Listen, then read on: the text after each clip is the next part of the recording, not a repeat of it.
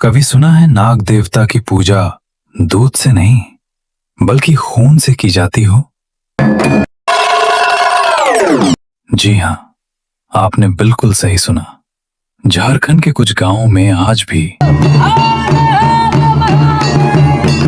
एक ऐसी रहस्यमयी और पुरानी परंपरा जिंदा है जहां नाग देवता को दूध नहीं चढ़ाया जाता बल्कि बकरों की बलि दी जाती है।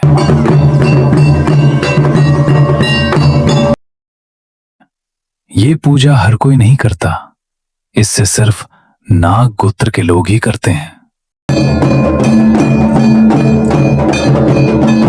लेकिन सबसे खास बात यह है कि इसका प्रसाद हर गोत्र के लोग मिलकर ग्रहण करते हैं।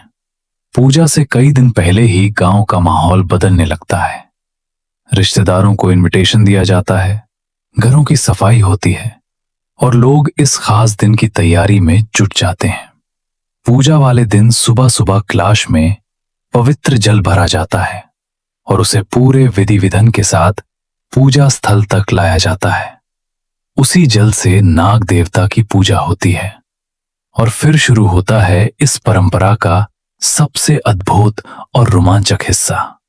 गांव के कुछ लोगों के अंदर देवता आने की मान्यता होती है।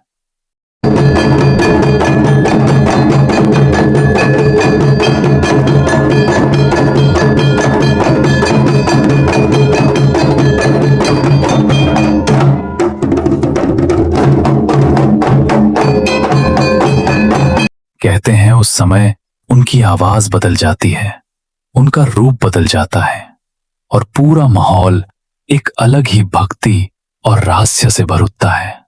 इस पूजा में दिए जाने वाले बकरे की बलि को सिर्फ एक परंपरा नहीं बल्कि श्रद्धा और विश्वास का प्रतीक माना जाता है।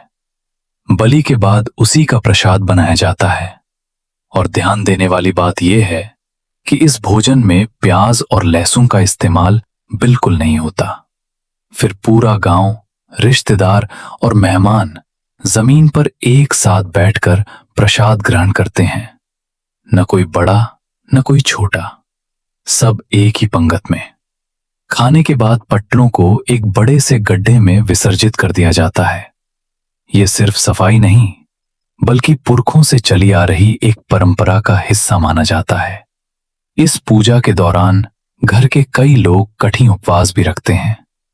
परन से एक दिन पहले खीर खाई जाती है, बिल्कुल छठ पर्व की तरह, और परन वाले दिन नमक तक नहीं खाया जाता। सोचिए, एक ऐसी परंपरा जहां आस्था में रहस्य है, भक्ति में रोमांच है और हर रस्म के पीछे सदियों पुरानी कहानी छुपी हुई है। झारखंड की ये नाग पूजा सिर्फ एक पूजा नहीं बल्कि लोगों की पहचान, विश्वास और परंपरा की जीवित मिसाल है।